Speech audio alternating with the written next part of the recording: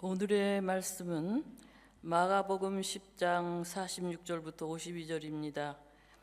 그들이 여리고에 이르렀더니 예수께서 제자들과 허다한 무리와 함께 여리고에서 나가실 때에 디메오의 아들인 맹인 거지 바디메오가 길가에 앉았다가 나사렛 예수시란 말을 듣고 소리질러 이르되 다윗의 자손 예수여 나를 불쌍히 여기소서 하거늘 많은 사람이 꾸짖어 잠잠하라 하되 그가 더욱 크게 소리질러 이르되 다윗의 자손이여 나를 불쌍히 여기소서 하는지라. 예수께서 머물러 서서 그를 부르라 하시니 그들이 그 맹인을 부리며 이르되 안심하고 일어나라 그가 너를 부르신다 하매 맹인이 겉옷을 내버리고 뛰어 일어나 예수께 나아오거늘 예수께서 말씀하여 이르시되 내게 무엇을 하여 주기를 원하느냐. 맹인이 이르되 선생님이여 보기를 원하나이다. 예수께서 이르시되 가라 내 믿음이 너를 구원하였느니라 하시니 그가 곧 보게 되어 예수를 길에서 따르니라. 아멘. 오늘 우리 이제 읽은 본문, 예수님께서 여리고 지역에서 행하신 사역 중에 하나가 삭개오를 만난 것 하나와 또 오늘 바디메오라고 하는 맹인을 고쳐준 사건입니다. 이 바디메오의 눈을 고쳐준 사건은 삭개오를 만난 직후에 끝나고 나서 그 직후에 일어난 일입니다. 그걸 어떻게 아냐면 이 바디메오 사건이 마태복음, 마가복음, 누가복음에 다 나오거든요. 그런데 오늘 읽은 마가복음에는 그들이 여리고에 이르렀더니 예수께서 허다한 무리와 함께 여리고에서 나가실 때다 그랬습니다. 그러니까 여리고로 들어갈 때는 삭개오를 만났고 이제 그 모든 과정을 끝내고 여리고에서 나갈 때에 바디메오를 만나서 눈을 고쳐줬습니다. 그러니까 이 바디메오 사건은 삭개오 사건 만난 사건 이후에 직후에 일어난 사건입니다. 그리고 또 한 가지 특색은 예수님께서 이제 더 이상 그 사람들에게 베푼 기적은 이것이 끝입니다. 그 다른 기적은 예수님의 죽음과 부활과 거기에 관계된 기적이지 사람들과의 관계 속에서 일어나는 기적은 이 바디메오에게 베푼 이 눈뜨게 해준 기적을 끝으로 이제 사람들에게는 더 이상 기적을 베풀지 않는 마지막 사건입니다. 자, 바디메오, 오늘 성경에도 읽으셨지만 디메오의 아들인 맹인거지 바디메오라. 그러니까 아버지는 디메오고 바는 아들이란 뜻이거든요. 그러니까 디메오의 아들이란 뜻입니다. 이게 이름이죠. 그러니까 우리가 예를 들면 뭐 작곡가 중에 요한 스트라우스 1세, 그 아들은 요한 스트라우스 2세 뭐 이렇게 붙였듯이 말이죠. 그러니까 디메오, 그리고 그 아들은 디메오의 아들 바디메오, 이런 식으로 이름을 붙였습니다. 자, 그런데 특징이 있습니다. 마태복음에는요 예수님을 만난 맹인이 두 사람이고요, 이 마가복음에는 그리고 누가복음에는 한 사람만 나와요. 자, 마태복음에는 어떻게 표현하냐면 맹인 두 사람이 길가에 앉았다가 예수께서 지나가신다 함을 소리 듣고 그랬습니다. 자, 마태복음에 두 명이고 이 마가복음 오늘은 그냥 한 사람밖에 안 나오잖아요. 맹인 한 사람이잖아요. 왜 마태복음 두 사람인데 여기는 한 사람만 등장시키느냐?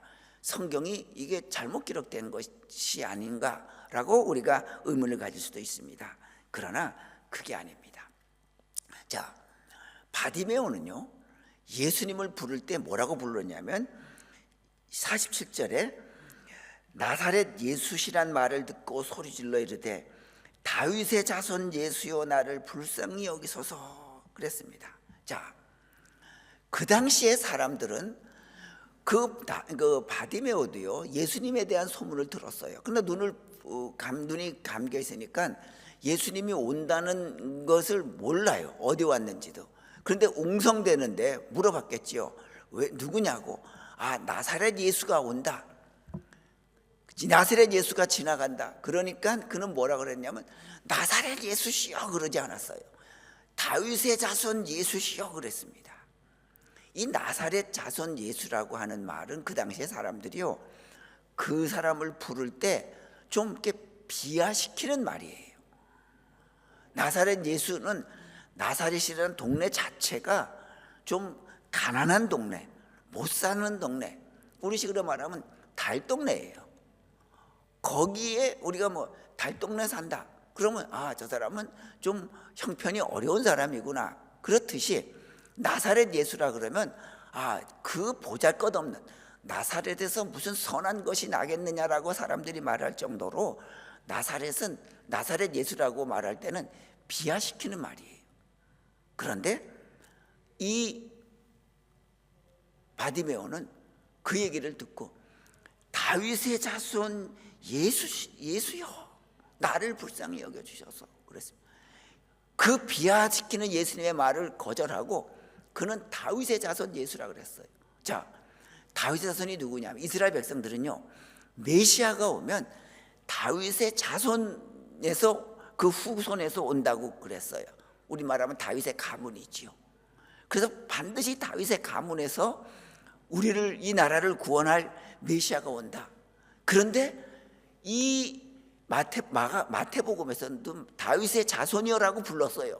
그런데 거기다가 뭘 안 붙였냐면 다윗의 자손 예수라는 말을 안 붙였지만 여기 그 바디메오, 여기서 마가복음은요 다윗의 자손 예수여라고 붙였어요.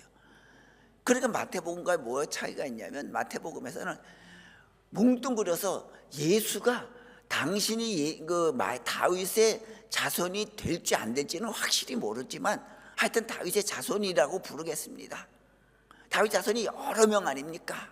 그러나 마가복음은 틀려요. 다윗의 자손, 우리가 기다리던 다윗의 자손 메시아는 예수님 당신입니다라고 고백한 거예요. 그러니까 이 마가복음은요 다른 것 아니에요. 예수님을, 자기 자신의 기다리던 우리 메시아, 자기를 구원시켜줄, 어디에서? 눈먼 맹인에서 건져줄, 구원시켜줄 자, 그 사람은 다윗의 자손, 우리가 기다리던 이 예수님밖에 없다. 그 예수님을 메시아로 그는 고백하고 있는 거예요. 그러니까 성경은요, 성경이 기억하고 있는 사람은 단 한 사람, 누구예요? 예수님을, 나를 예수님으로 하여금 내가 구원받게 될 존재, 예수님만이 나를 구원시켜 줄 사람 존재입니다라고 고백하는 그 사람만 하나님이 기억하신다고 하는 거예요. 하늘나라는 그 사람만 기억한다고 하는 거예요. 여러분들, 우리는 과연 주님을 누구로 기억하기를 원합니까? 자, 세상 사람들은 예수님을 인간 예수로 생각할 수 있어요. 성인으로 생각할 수 있어요. 뛰어난 사람으로 생각할 수 있어요. 그게 바로 나사렛 예수예요. 그게 예수님을 비하시키는 거예요. 그러나 우리 예수님은, 남들은 그렇게 나사렛 예수로 믿고 살지만 우리만큼은, 예수님은 나를 위해 십자가에 돌아가시고 나를 위해 부활하시고 언젠가는 나를 위해서 다시 재림하실 것이다. 이 세상을 심판하기 위해서 재림하실 것이다. 다른 사람은 안 믿어도 나는 믿는다라고 하는 이런 바디메오와 같은 그런 신앙 고백적인 믿음을 가진 자만 우리 하나님께서 이 하나님 나라의 책에 기록하시겠다고 하는 것을 의미하는 뜻으로 두 사람이었지만 예수 그리스도를 고백한 바디메오만 이름을 기록하고 그 한 사람이라고 기록하고 있는 것입니다. 여러분들, 우리는 이 세상 살 때에 예수님을 바로 나사렛 예수가 아니라 하나님의 아들 예수, 나를 위해서 죽으시고 부활하시고 재림하실 그 예수님으로 우리가 믿고 기다려야 합니다. 그런데 오늘 이 시대 어떻게 보면 교회가 예수님을 어떻게 생각하고 있습니까? 교회도 온통 세상에 물들어서 교회도 마케팅에 지금 물들어 있습니다. 그래서 뭐 커피점 1호점 2호점이 있듯이 교회도 무슨 교회 이름을 똑같이 쓰고 있습니다. 그 이름이 똑같이 쓴 게 아니라 우리는 그 교회, 그 이름 난 교회에서 지원해주고 그 이름 난 교회와 연결이 돼 있다. 그래서 그 교회와 함께 한다라고 하는 그런 브랜드 1호와 똑같은 우린 브랜드 2호점 교회다라고 하는 그런 의미로 교회 이름을 붙이는 모습, 어떻게 보면 세상의 마케팅에 물들어 있는 모습입니다. 예배는 어떻게 보면 하나님께서 드리는 신령한 제사가 아니라 공연이 되어가고 있고요. 설교는 어떻게 보면 종교 소비자, 교인을 어떻게 보면 종교 소비자의 귀를 기쁘게 하는 그런 거기에만 바쁜 그런 마케팅에 물들어 있는 이 시대의 모습이 바로 나사렛 예수의 모습입니다. 정직하게 하나님의 말씀이 선포되기를 기다리는 것이 아니라 탁월한 경영자가 되어서 내가 다니는 교회가 어마어마하게 커지는, 그래서 어떻게 보면 자기 신앙생활의 자존감을 높이는, 우리가 그러잖아요. 만약에 한국에서 유명한 누가 왔어요. 그러면 내가 그 사람하고 잘 알아. 그래서 그 사람하고 같이 밥도 먹고 같이 다니고 같이 여행하는 것을 사람들에게 보여주고 싶어요. 유명한 한국교회 목사님이 왔어요. 그러면 그 주변에는 그 목사님하고 내가 좀 안다고 친하다고 하는 목사님들이 옆에 붙어가지고 내가 이 한국에서 유명한 목사님하고 내가 좀 가깝다는 그런 것을 보여주려고 많이 애써요. 자기 신앙생활에 자존감을 거기서 차를 높이기 위한 것이지요. 그래서 어떻게 보면 이 시대는 목회자도 연예인급입니다. 굉장히 이름 높으면 연예인 대접처럼 아주 인기를 몰고 다녀요. 자, 그러다 보니까 교회를 개혁해야 된다는 얘기가 여기저기서 나옵니다. 그래서 그 방법이 열린 예배다. 아주 그냥 음악 분위기 그리고 업시켜 놓는 열린 예배를 한다. 또 우리는 헌금 방식을 바꿔서 헌금을 이렇게 돌리지 않고 이렇게 자발적으로 내게 하고 우리는 헌금도 다 공개한다. 얼마 수입이 얼마, 지출이 얼마, 그리고 그 헌금도 선교비는 어디다가 얼만큼 번다. 우리는 헌금 수입의 절반을 선교비와 구제비에다가 쓴다. 뭐 이런 거를 많이 합니다. 그런데 물론 그것도 중요합니다. 그러나 여러분들, 그건 그저 껍데기만 바꾸려고 하는 것뿐이지 근본적인 변화는 아닙니다. 그것으로, 그런 제도나 형식으로 교회가, 기독교가 절대로 바뀌어지지 않는다고 하는 겁니다. 보면 어떤 운동선수들 가운데는요, 하도 안 되니까 어느 날 갑자기 이름을 바뀌어 나와요. 야구선수들 중에도 그렇고요, 축구선수들 중에도 그렇고요. 그 이름을 바꾸면 어디 가서 뭐 이렇게 봤는데 이름을 바꿔야 네가 대성한다. 그래서 이름을 바꿔 나와요. 이름이 바뀐다고 그 실력이 바뀌어지나요?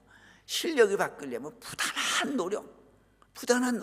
남 잘 때 나는 깨나서 연습하는 그런 노력이 있을 때 내가 바뀌어지는 것이지, 이름 바뀐다고 실력이 느는 건 결코 아닙니다. 바로 우리가 신앙을 바로 세우려고 하면 우리 예수 믿는 것의 본질을 우리가 바로 세워야 됩니다. 그게 본질이 뭐냐? 첫 번째가 죄사함 받아 구원받는 거예요. 그런데 한국교회는 여기에만 전념했어요. 그러다 보니까 삶이 없어져 버렸어요. 두 번째가 예수 그리스도의 가르침과 삶을 지침으로 해서 내가 거기에 따라 살겠다는 결단, 이게 있을 때 신앙의 본질이 올바로 되는 거예요. 그런데 한국교회는 죄사함 받아 구원 얻는다라고 하는 그것만 가지고 살다 보니까 그게 전부 신앙의 본질로만 알다 보니까 한국교회는 사람들로부터, 이제는 젊은이들이요, 이젠 다 배웠잖아요. 다 똑똑하잖아요. 그들은 공부할 때부터 의문을 가지고 질문하는 것을 배우는 거예요. 내가 알기로는 그게 아닌데, 그러다 보니까 그들이 이제 성인이 돼서는 그게 아닌데, 교회가 이게 세상과 다를 바가 아무것도 없잖아 하면서 교회를 떠나는 거예요. 한국 교회에 지방에는요, 지방노회, 어떤 노회는 80%가 주일학교가 없어요. 어린이가 없고 중등부가 없어요. 청년부도 없어요. 점점 소멸되는 거예요. 여러분들, 우리 기독교 신앙의 본질은 죄사함 받아 구원받는 것과 함께 예수 그리스도의 삶과 가르침을 지침으로 삼아서 거기에 따라 살려고 하는 것. 예수님께서 나를 따라오라고 하는 것은요, 내 편이 되고 지금 뭐 트럼프하고 해리스하고 했어요. 누구 트럼프 편이나 해리스 편이나 그런 의미가 아니라 나를 따라와서 내 삶, 내 교훈대로 살아가는 그런 그리스도인이 되라고 하는 그런 의미라고 하는 것입니다. 그렇기 때문에 여러분들, 우리 그리스도인들은요, 세상 사람들 나사렛 예수라고 부르는 그런 모습과는 전혀 달라야 합니다. 그래서 우리 그리스도인들은, 진짜 그리스도인들은 예수 그리스도의 삶, 예수 그리스도의 그 교훈을 그대로 따라 살려고 하는 그 모습이 돼야 돼. 그래서 저는 많이 보면 우리들 가끔 이제 뭐 농담하잖아요. 뭐 요즘은 뭐 벌써 옛날 같은 아재개가 같은 거지만, 부인이 뭐 곰탕을 큰 그릇 끓여나가면 남편이 두려워한다고. 아, 부인은 어디 너 여행 가고 남편은 그것만 뭐 한 일주일 먹으라고 그러는 거구나. 또 뭐 그런 농담. 뭐 이사 갈 때는 강아지를 꼭 끌어, 남편이 꼭 끌어안고 있는다고. 그래야 데려가니까. 그건 세상에서 그래요. 우리에까지, 그리스도인들까지 그 생각이 들어오면 그건 나사렛 예수의 모습이라고 하는 거. 우리는 내 가족에게 말씀과 사랑의 실천이 있어야 되고요, 내 욕심이 아닌 삶에서 절제의 삶을 우리가 가져야 하고요, 선을 위해서는 내가 희생할 줄도 알고요, 악에 대해서는 내가 대항할 줄 아는 그런 결기, 그런 것들을 가지는 것이 바로 우리 그리스도인의 모습이라고 하는 것.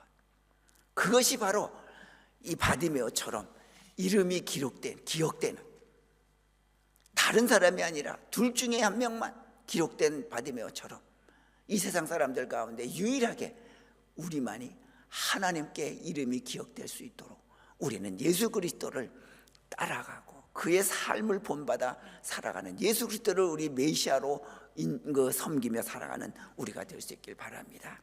자, 그가 또 뭐라고 부릅니까? 47절에 나사렛 예수시란 말을 듣고 소리질러 이르되 다윗의 자손 예수여 나를 불쌍히 여기소서. 자기를 불쌍히 여겨달라 그랬습니다. 그래요. 우리 사람들이, 세상 사람들이 예수 그리스도를 못 만나는 이유가요, 바로 뭐냐면 자기의 존재를 불쌍히 여기지 않기 때문이에요. 자기의 존재를 불쌍히 여긴다고 하는 말은 자기의 능력의 한계를 인정한다는 거예요. 그런데 예수님을 못 만난 사람의 특징이 자기의 능력의 한계를 인정하지 못해요. 사람들에게 능력이 세 가지 능력이 있잖아요. 하나는 지적인 능력이 있어요. 아무리 알아도 자기가 아는 것은 한 부분이에요. 두 번째, 능력의 한계가 있어요.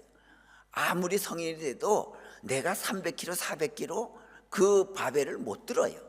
능력의 한계가 있어요. 그 다음에 수명의 한계예요. 아무리 우리가 오래 산다고 하더라도 그래요. 100대 됐다면 우리 깜짝 놀라잖아요. 김영석 교수님 같은 분 100살 넘었는데도 저렇게 활동한다 보면 놀라잖아요. 한계가 있는 거예요. 자, 여러분들, 바로 믿음은 나는 한계가 있다고 하는, 내 능력의 한계, 수명의 한계, 지적인 능력의 지성의 한계가 있다고 하는 것을 인정하는 데서부터, 그렇기 때문에 나는 불쌍한 존재입니다, 나는 한계에 갇혀 있는 존재입니다라고 하는 것을 인정하는 데서부터 믿음이 시작되는 겁니다. 그래서 베드로가 나는 죄인입니다라고 고백했고요, 이사야 선지자는 나는 부정한 입을 가진 존재입니다라고 고백했던 겁니다. 더닝 크루거 효과라는 말이 있습니다. 더닝이라는 교수와 크루거라고 하는 그 제자, 그 대학원생이 같이 연구해서 발표낸 건데요, 더닝 크루거 효과는 능력이 없는 사람이 잘못 판단을 해서 내린 결론을 능력이 없기 때문에 내가 잘못 판단했다고 하는 것을 돌아볼 수 있는 능력이 없다는 말이에요. 자기가 잘못해 놓고도 그걸 돌아볼 수 있는 능력이 없는 사람, 그걸 가지고 더닝 크루거 효과라고 말을 합니다. 자, 대부분의 사람들은요, 자기가 유능하다고 하는 착각에 빠져요. 세 가지 이유죠. 하나는 자기 능력을 평가하는 능력이 부족해요. 사람들은요, 뭔가 한 차원 높은 시각, 우리 그것을 객관화시킨다 그러죠. 자기를 뚝 띄워놓고 한 차원 높은 차원에서 자기를 바라봐요. 그러면 나는 이렇게 좀 부족하구나, 그런 모습이 있어야 되는데, 그렇게 자기 중심적이기 때문에 자기를 뛰어넘어서 자기를 객관화시켜 볼 능력이 없는 거예요. 항상 자기 중심이에요. 내가 모든 것이 중심이다 보니까 내가 하는 말이 옳고 내가 하는 행동이 올바르고 내가 모든 것의 기준이에요. 그래서 사람들은 자기를 유능한 존재로 여기는 거예요. 두 번째가 자기 능력을 평가하는 게 부족해요. 자기 자신이 다 한다고 하는 것을 자기 자신이 다 한다고 착각을 하는 거예요. 여러분들, 우리 그런 말 많이 듣잖아요. 책 한 권 읽은 사람이 제일 무섭다고. 언제 한번 그 한국의 대통령 선거할 때에 그 상대방 후보하고 이렇게 토론할 때 상대방 후보는 뭐 최고 학부 나왔어요. 최고 학력이에요. 그리고 그 분야에서도 최고예요. 이쪽은 뭐 그렇진 않지만 열심히 노력하고 살았어요. 그런데 어디 무슨 경제학 용어 하나 딱 끄집어내와 가지고 그 용어 그건 뜻 뭔지를 아냐고. 근데 사실은 뭐 내가 이 사람이 다 뛰어나도 그런 거 잘 모르잖아요. 저보고도 신학적인 용어가 많지만 그 중에 하나 잘 보지 않는 거 용어 딱 뛰어나와 가지고 그게 무슨 뜻이냐고 알냐고 물어보면 모르지요. 근데 자기는 다른 건 다 몰랐는데 어떻게 그것 하나는 알았어요. 그래서 요거는 모르겠지 하고 이거 아냐고, 그런 거예요. 자기 과신이지요. 그러니까 무지한 부분에 자기가 알지 못하는 그 무지한 부분에서 얻게 된 그 작은 단어 지식 하나 가지고 안다고 자기가 마치 다 아는 것처럼 하는 자기 과신의 모습. 이것 때문에 사람은 자기가 마치 유능하다고 생각해요. 그 자기가 경제를 최고로 잘하는 것처럼 생각을 해요. 이 사람은 경제학 박사인데 그러는 거예요. 마치 처음 이제 중학교 들어가서 영어 배운 학생이 그 영어 배워 가지고 단어 몇 개 가지고 영어 교수님한테 가서 이거 무슨 뜻인지를 아냐고 하는 것과 똑같은 이치지요. 그런 착각에 빠지면 자기가 유능하다고 착각에 빠져요. 세 번째가 뭐냐면 잘못된 비교로 자신을 과대평가하는 거예요. 비교하는 걸 꼭 자기보다 못한 사람하고 비교해요. 그러다 보니까 자기가 항상 유능하다고 생각 드는 거예요. 이게 바로 자기 자신을 돌아볼 수 없는 그런 모습, 자기 자신을 불쌍하게 볼 수 없는 존재라고 하는 겁니다. 그러나 지적 겸손이라고 하는 말이 있습니다. 인텔리 잭슨 휴멀러티입니다. 그건 뭐냐면 내가 아무리 뛰어나도 나도 모르는 것이 있다. 그래서 그런 사람의 특징이 뭐냐면 귀담아 들어요. 그래, 나는 내 분야에서는 내가 전문가지만 이쪽 부분에 가서는 나는 전혀 모른다. 귀담아 들어요. 저는 우리 교우들하고 얘기할 때 보면 재밌어요. 저는 뭐 신학 공부밖에 더 했겠어요, 제가? 그러니까 그 분야만 알지. 각 분야에서 한평생을 지내오셨기 때문에 정말 제가 모르는 세상이 많더라고요. 그런 얘기 들으면 이런 세상도 있구나, 이런 세상도 있구나. 저는 깜짝깜짝 놀라요. 우리 다 그렇지 않아요? 다 자기 분야에는 전문가지만 자기가 모르는 세상이 너무나도 넓은 거예요. 그렇기 때문에 우리는 항상 지적인 겸손, 나는 모르는 것이 많구나, 내가 부족하구나 하는 그 바디메오처럼 나를 불쌍히 여기소서라고 하는 그런 믿음, 그럴 때 우리의 믿음, 우리 속에는 하나님께서 주시는 은혜가 가득 찰 수 있다고 하는 겁니다. 교만은 결코 우리 속에 믿음이 들어찰 공간을 허락하지 않습니다. 그러니 항상 우리는 하나님, 나는 부족하고 연약합니다. 내가 안다고 해봐야 그저 부분입니다. 나를 꼭 불쌍히 여겨 주옵소서라고 늘 내 자신을 하나님 앞에 겸손하게 나를 낮추는 우리가 될 수 있길 바랍니다. 또 한 가지 마지막으로 보면, 그는 다윗의 자손 예수여라고 하는 외침을 했습니다. 근데 가만 보세요. 어디서 외쳤습니까? 여리고입니다. 여리고는요, 그 당시에 세계에서 가장 오래된 도시 중에 하나예요. 그러니까 뭐예요? 화려한 도시예요. 웅장한 도시예요. 거기에 비해 이 바디메오는요, 눈도 멀었죠. 여기 뭐라 그랬어요? 그 직업이 뭐라 그랬어요? 맹인 거지 바디메오. 그는 남에게 손 벌려서 동냥해서 먹는 그런 거지예요. 맹인에다 거지에다가, 그러니 어떻게 보면 그는 사회적으로 어떻게 보면 거스림밖에 안 되는 존재예요. 그 당시에 무슨 인권이라고 의식이 있었겠습니까? 그런 존재인데 대비가 되는 도시는 여리고예요. 여리고라고 하는 세계 오래된 도시, 거기에 초라한 맹인 거지 그 바디메오 비교가 됩니까? 그런데 그가 예수님을 부를 때에 예수님이 다가가서 네가 뭘 해주기를 원하냐? 눈 떠주기를 원합니다. 눈 뜨게 해주세요. 내 믿음이 너를 구원했다. 떠주겠습니다. 여러분, 여리고에 비해서, 화려하고 웅장한 여리고에 비해서 보잘것없는 바디메오, 바로 우리 예수님은 작은 외침에도 결코 외면하지 않는다고 하는 것이죠. 우리 노래도 있잖아요. 주님은 작은 신음에도 응답하시는 하나님이라고. 그렇습니다. 여러분들, 이제 우리는 어떤 외침을 갖고 하나님께 부르짖어도 결코 하나님은 우리의 작은 부르짖음을 외면하지 않는다고 하는 것 잊지 마시기 바랍니다. 사탄은요, 자꾸 우리를 유혹해요. 너 수억의 지금 이 지상에 12억 13억의 크리스찬이 있는데 내 한마디의 기도가, 너 작은 너희가 과연 하나님이 기억하실 수나 있겠느냐? 우리를 자꾸 유혹합니다. 그러나 우리 예수님은 작은 외침, 작은 신음에도 반드시 응답하시는 하나님이십니다. 그렇기 때문에 나는 불쌍하다고 하는 자기 연민에, 내까지껏 이 기도가 뭐가 필요했는가, 자기 연민에 빠지면 절대 안 됩니다. 살다 보면 사실 그래요. 우리 살다 보면 다 산다고 하는 인생 자체가 상처예요. 상처받지 않고 역경과 슬픔과 어려움 없는 사람은 이 세상에 아무도 없어요. 유시아 씨가 쓴 책 좋은지 나쁜지 누가 아는가라고 하는 그런 재밌는 책이 있습니다. 거기 보면 이런 우화가 있습니다. 어느 한 사람이 자기는 이 세상에서 가장 박복하다고, 나처럼 나는 왜 이렇게 어려운 일만 생기냐고 불행하다고 늘 자책하다가 하나님께, 신에게 기도해요. 내 인생을 한 번만이라도 좋으니 다른 사람의 인생과 좀 바꿔 살게 해주세요. 하도 간절히 기도하니까 신이, 그래?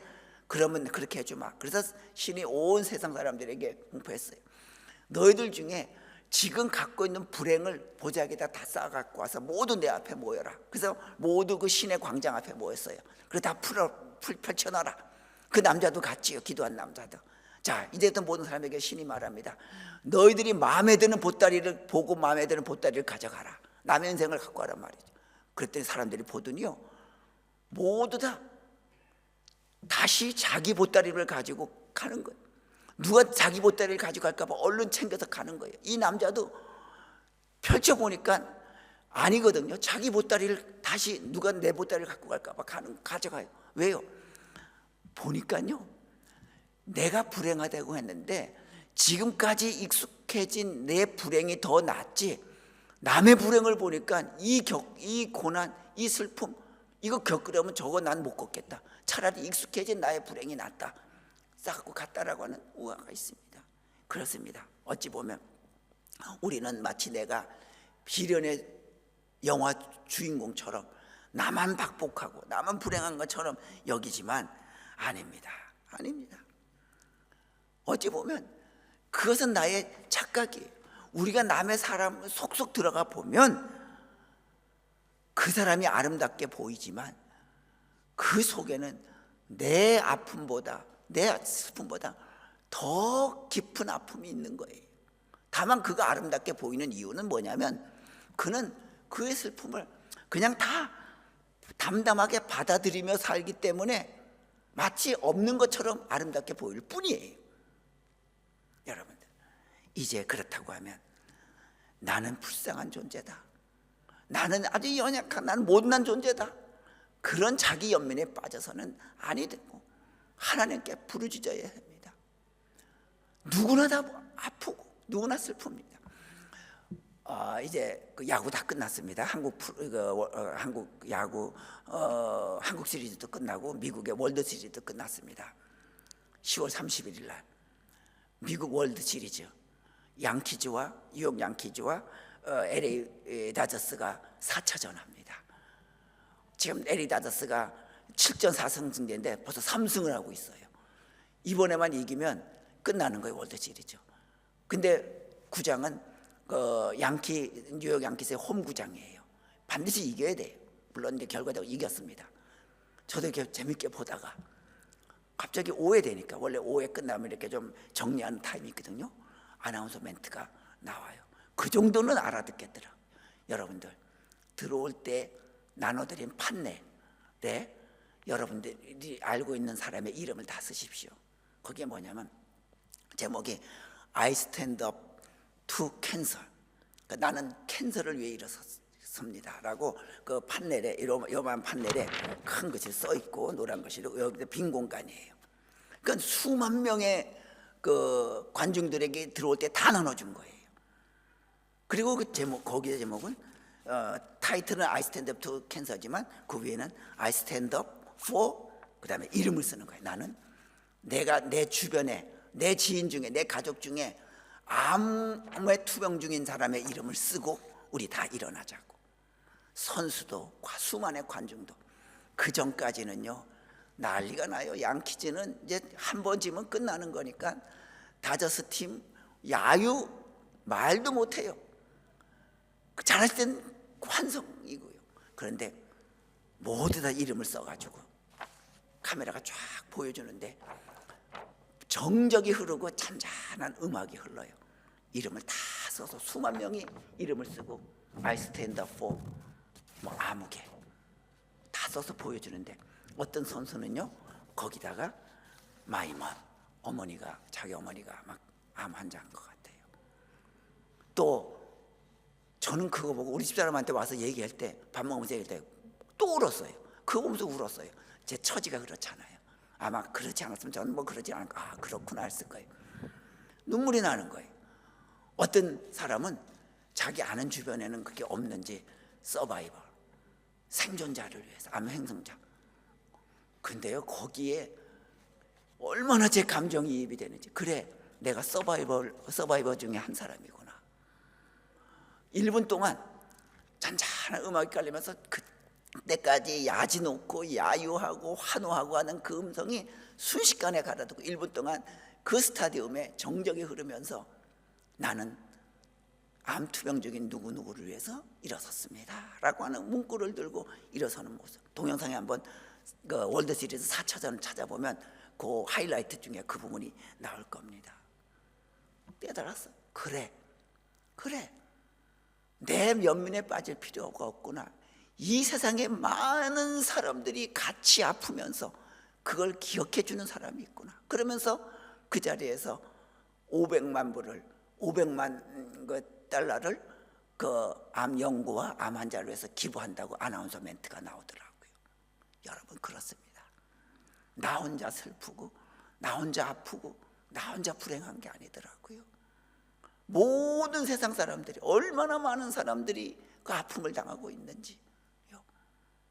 그렇기 때문에 그래, 우리 하나님께서는 나의 신음에도 반드시 응답해 주시는 하나님, 그 하나님 우리가 믿고 있다고 하는 거 기억하면서 다윗의 자손 예수여 나를 불쌍히 여기소서라고 외친 그 바디메오처럼 나 같은 사람의 기도도 반드시 예수님께서 들어주신다고 하는 그 맹인, 화려한 도시 가운데 아무 보잘것없는 맹인의 그 작은 신음을 우리 하나님께서 누구보다도 크게 들어서 응답해 주시는 하나님이심을 믿고 우리 자신 속에 있는 때로는 아픔도, 때로는 슬픔도, 때로는 간구함도 반드시 땅에 묻지 마시고 하나님 앞에 기도하며 올려드리는 우리 모두 되시기를 주님의 이름으로 축원합니다. 기도드립니다. 걸어가신 여호와 아버지 하나님, 바디메오처럼 우리의 삶이 부족하고 불쌍함을 저희들 깨닫고 주님 앞에 머리 숙였습니다. 하나님께서 우리를 꼭 불쌍히 여겨 주셔서 우리들에게 하나님의 큰 권능, 눈이 띄어지고 마음이 열려지고 우리의 삶이 풍성해지는 놀라운 축복을 우리에게도 바디메오처럼 허락하여 주시옵소서. 내 속에 있는 아픔, 우리 속에 있는 어려움, 우리 속에 있는 간구함, 내가 보잘것없다고 버리지 마시고 작은 신음에도 응답하시는 우리 예수님께 우리 모든 것 아랠 때에 주님께서 우리의 응답을 들어 응답하여 역사하여 주실 줄 믿습니다. 이제부터 주님 앞에 더 부지런히 기도하며 주님 앞에 외치는 우리가 되겠사오니 하나님 우리의 기도를 꼭 응답하여 주시옵소서. 예수님의 이름으로 기도드리옵나이다. 아멘.